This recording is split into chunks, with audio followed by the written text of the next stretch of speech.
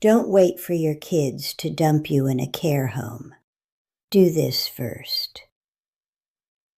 I am 73 years old, and I know exactly what a house sounds like when it has been quietly given up on.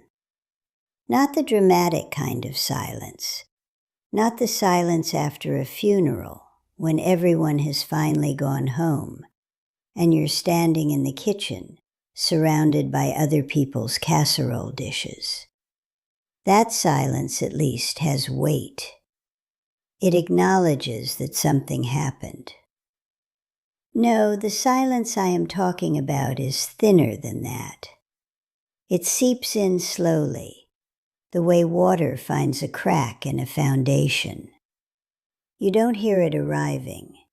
You only notice it one Tuesday afternoon when the refrigerator hums and you realize that is the loudest thing in your life. My name is Ozella, and for 6 years I did everything right. I want you to sit with me for a few minutes, because what I am about to tell you is going to sound cold. It is going to sound like something a bitter woman says after too many sleepless nights. You might even feel a small flash of anger at me before this is over. That is fine. I felt the same flash of anger at the woman who told me, but she was right.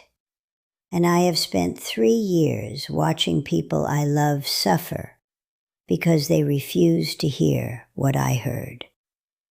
So, stay with me. Everyone tells you the same thing when your children start building their own lives.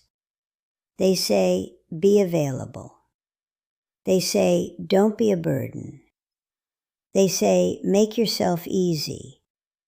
They say, if you love them, give them space and wait, and they will come back to you like birds in spring. Be patient. Be gentle. Fold yourself small and let them spread wide. And eventually, the gravity of your love will pull them home. What nobody tells you is this. Every single time you fold yourself smaller, you are teaching them exactly how small you are willing to become. And people, even the people who love you most, will always take the full amount of space they are offered.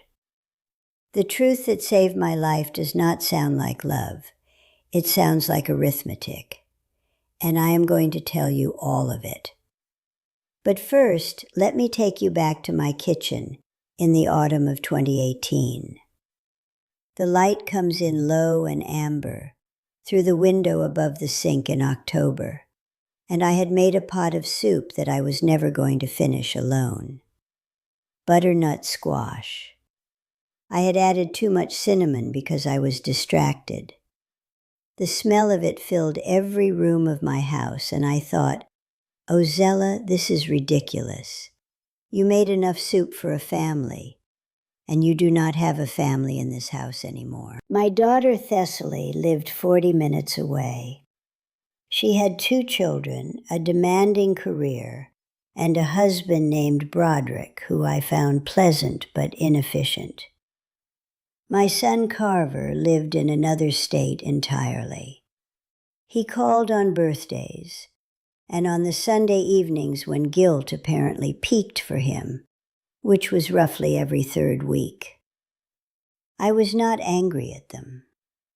I want to be very clear about that. I understood. I had been young once.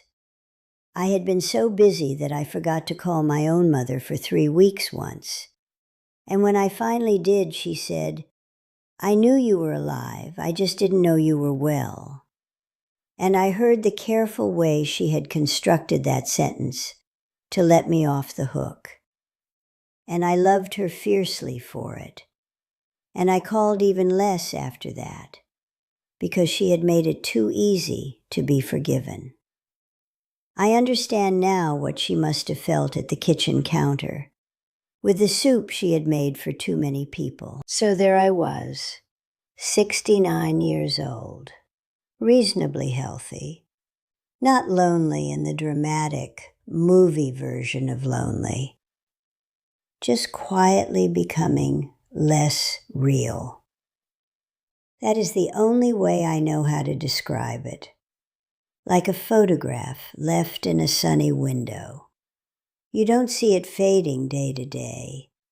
You only notice when you hold it next to a newer one and realize all the color has gone. I had tried everything the book suggested.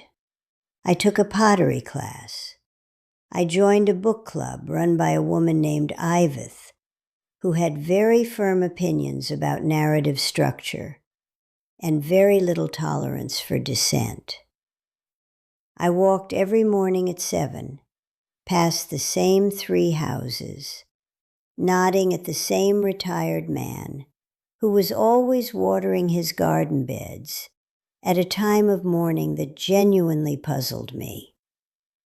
I volunteered at the library on Wednesday afternoons, helping children who could barely sit still learn to love the weight of a real book in their hands. These things helped. I will not pretend they did not help. But they did not solve the particular ache I am describing. Because the ache was not about being alone. The ache was about being unnecessary. There is a profound and specific difference between the two. Being alone is a condition of the body. Being unnecessary is a condition of the soul. I kept my house perfect for visits that happened less and less. I kept Thessaly's childhood room dusted and ready, the way an innkeeper keeps the best suite on hold for a guest who has made a reservation but not confirmed the date.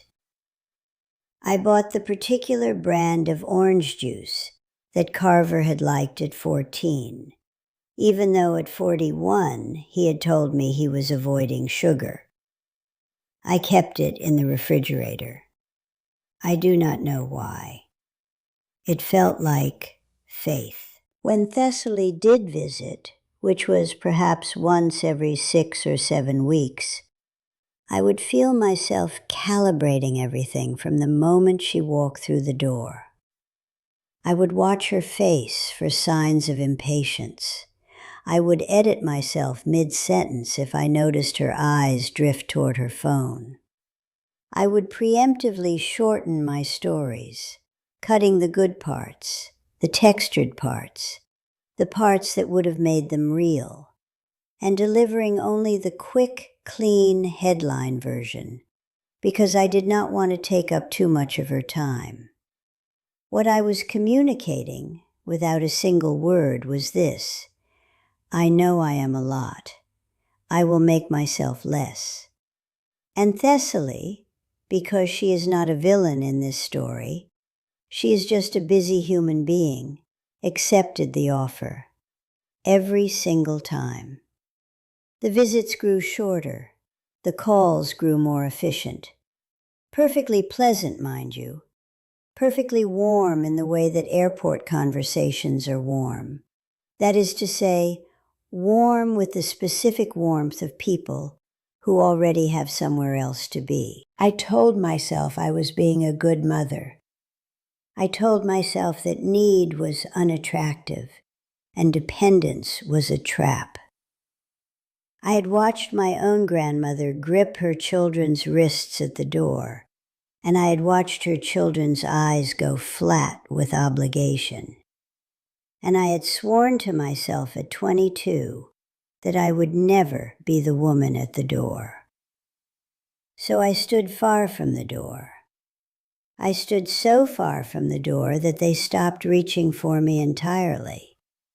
Not out of cruelty, just out of the ordinary human tendency to stop reaching for things that have never once reached back.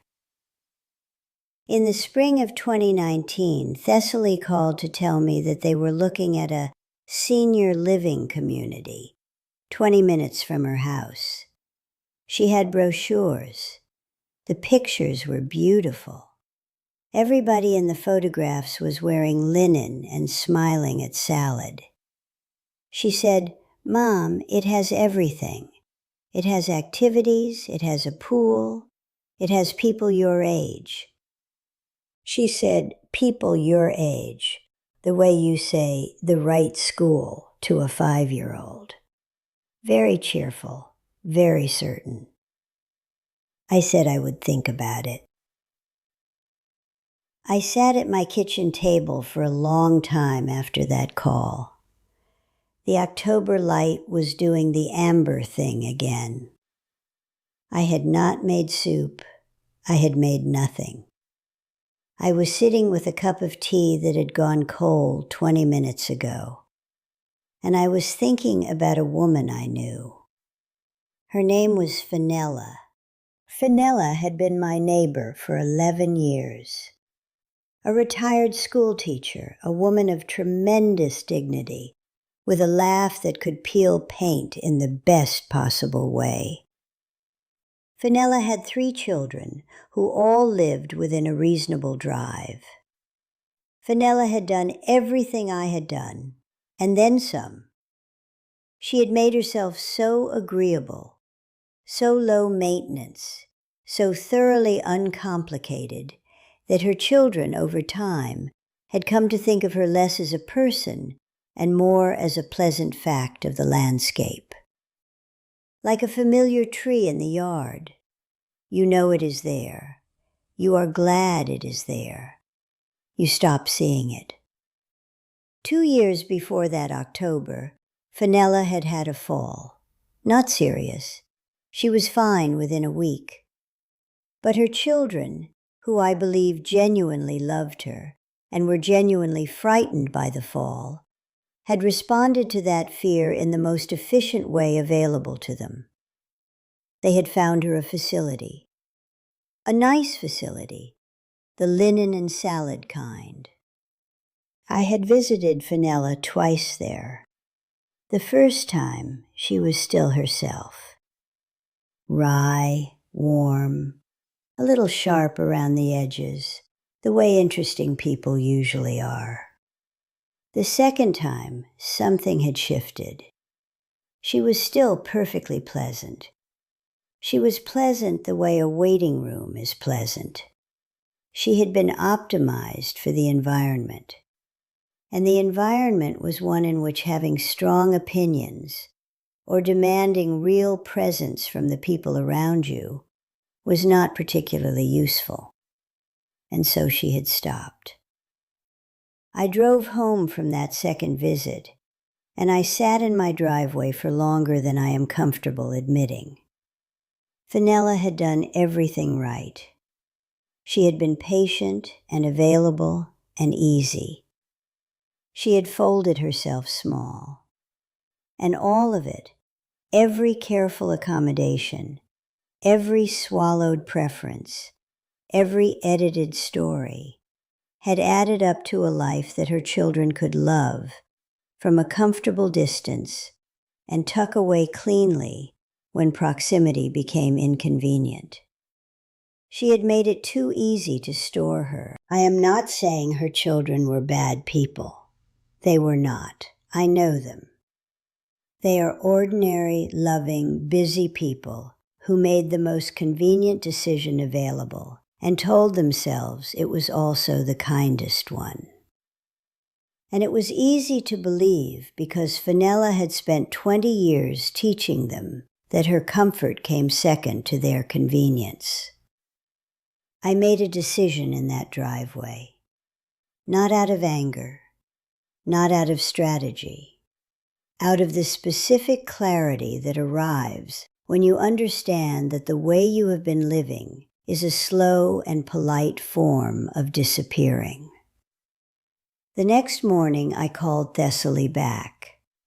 I told her I was not interested in the senior living community. I told her I was staying in my house.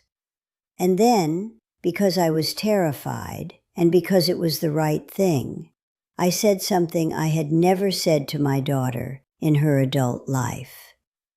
I said, I need you to visit more. I need at least one dinner a month, here, at this table. Not a quick drop-in, a real dinner. There was a silence on the line that I could have stored things in. Then she said, Mom, I have a lot going on. I said, I know, so do I. One dinner a month. That is what I am asking. She was a little cool with me for about 2 weeks after that. I noticed it, and I did not call to apologize for it, which was my lifelong instinct. I let the 2 weeks pass.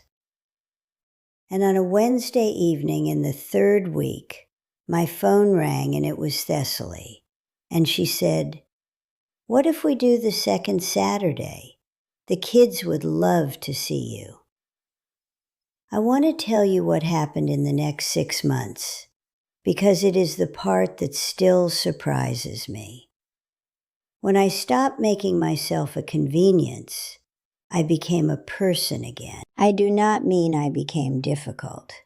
I did not start performing helplessness to manufacture obligation. I mean I stopped erasing myself. I stopped cutting the good parts of the stories. I stopped monitoring my daughter's face for signs of impatience and adjusting my volume accordingly. I started saying, I'm not finished yet, hold on, when someone interrupted me. I started having opinions about dinner and stating them.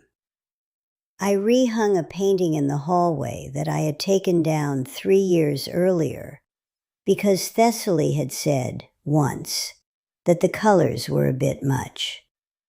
The colors were, in fact, magnificent. I called Carver and I said, I want to come visit you for 4 days in March, not for a reason, just to be near you. He was startled. He said yes. I went. We ate breakfast together every morning in a way we had not done since he was 9 years old.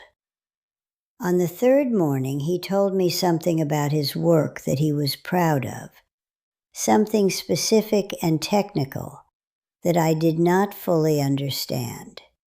And he talked for 45 minutes, and I asked real questions. And at the end, he said, I forgot you were actually interested in things. That landed somewhere deep and tender in my chest. Because I had spent so many years performing the version of myself that was easy to visit, that I had hidden the version of myself that was worth knowing. I want to tell you about Edith now, the woman from the book club. Because Edith, in the year I was going through all of this, was going through her own version of it. Except that Edith did not pivot. Edith had a son named Quillen, a good-hearted young man who had drifted into the habit of managing his mother from a distance. Edith had accepted this. She had told herself it was modern life, that children were busy now in ways that were genuinely different from before, that expecting physical presence was old-fashioned and perhaps selfish. Edith had decided she would not be a burden. She said this to me over tea, and I heard in her voice the exact same careful sentence my mother had constructed for me 40 years ago. She had found a way to let everyone off the hook, and she said it with pride. Within 18 months, Quillen had transitioned her into an assisted living arrangement that was by all accounts lovely, and by all accounts lonely. I visited. She was grateful. She talked about her book club in the past tense. I do not tell you this to frighten you. I tell you this because I have watched the same story play out enough times now to know that it is not a coincidence. It is a pattern, and it is a pattern that begins with a decision made quietly, privately, in a kitchen or a driveway, or over a cold cup of tea. The decision to take up less space. There is a version of love that has been sold to parents, and to mothers especially, that says the highest form of love is self-erasure. That the best thing you can do for the people you love is make yourself invisible enough that they never feel the weight of you. And there is a truth inside that, a real truth, because dependency that drowns people is real and it is damaging. But there is a shadow side to that truth that no one names. And the shadow is this. When you succeed completely at being weightless, you become unreal. And people do not fight to keep what is unreal. They do not rearrange their schedules for it. They do not sit with it at a kitchen table until midnight. They do not think about it in the car on the way home. They love it in the way you love a place you used to visit, with warmth and nostalgia and very little urgency. You cannot force your children to need you. I am not suggesting you try. What I am saying is this. You can stop participating in your own disappearance. You can refuse to be stored. You can say one dinner a month and mean it, not as a demand, but as a declaration of your own reality. Here I am. I am a person who takes up space. I have opinions about the painting in the hallway. I make soup with too much cinnamon. I am not a past tense thing. The first time I set a real limit with Thessaly, she pushed back. The second time, she sighed. The third time, she rearranged her schedule before I even asked her to. Not because she had become a different person, because I had. That is the mechanism. It is not sentimental. It does not always feel warm in the moment. But the results are warm, in a way that the soft, accommodating alternative never was. I want to say something now that I have been circling around for this entire conversation. I am not talking about becoming someone your children feel obligated to see. Obligation is a cold and brittle thing, and it breaks without warning and without apology. What I am talking about is the difference between being a fact and being a presence. A fact is noted. A presence is sought. The people who are sought after in old age are almost never the ones who made themselves easiest. They are the ones who remained specific, who had tastes and argued for them, who remembered exact details about the people they loved and said, "You told me once that you were afraid of this, and I never forgot." Who were reliably, stubbornly, beautifully themselves. That is what I have been learning to become at 73, after a lifetime of editing myself for other people's comfort. It is not too late. I want you to hear that clearly. The October light is still amber through my kitchen window. I still make too much soup. 2 weeks ago, Thessaly brought both of her children over for dinner, and stayed until 10 at night, and her daughter, who is 11 and already startlingly perceptive, asked me to tell her a story about when her mother was young. I told the whole story. I did not cut the good parts. Thessaly groaned twice and laughed 4 times, and at the end she rested her chin in her hand and looked at me the way she had not looked at me in years. I am not saying this to brag. I am saying this because I spent 6 years believing that the way to hold my children close was to ask for nothing. And I lost 6 years to the refrigerator hum. I am not saying your family is the same as mine. I am not saying this is easy or that it works on the first try, or that there are not legitimate complexities in your own particular story that I cannot account for from where I am sitting. But I am saying this, and I mean every syllable of it. The most dangerous thing a person of our age can do is become convenient. Because convenient things are managed. Convenient things are optimized for. Convenient things are gently relocated to places where they will stop complicating anyone's Tuesday.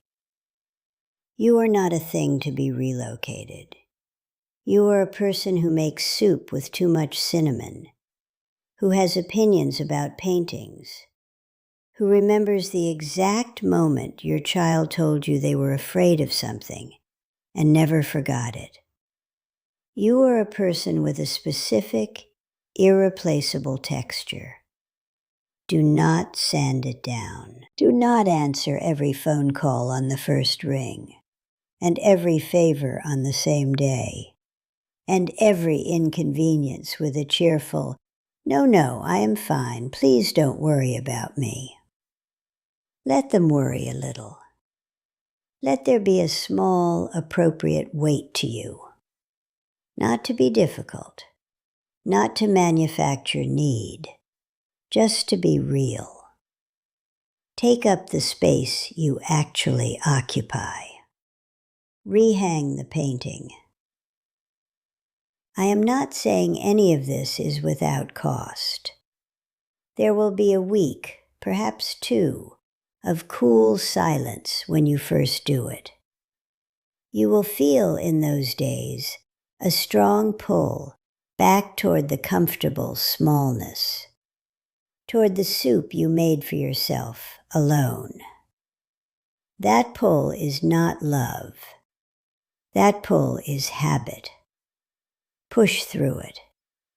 Wait for the Wednesday call. It comes. Cuidi de você. Whatever that means for you, in your specific, irreplaceable, unstorable life. And if this conversation found you at a moment when you recognize something of yourself in it, there is another one waiting for you at the end of this screen.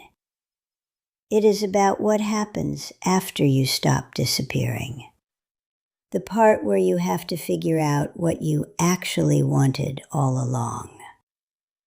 That one surprised me even more than this one did. Thank you for sitting with me.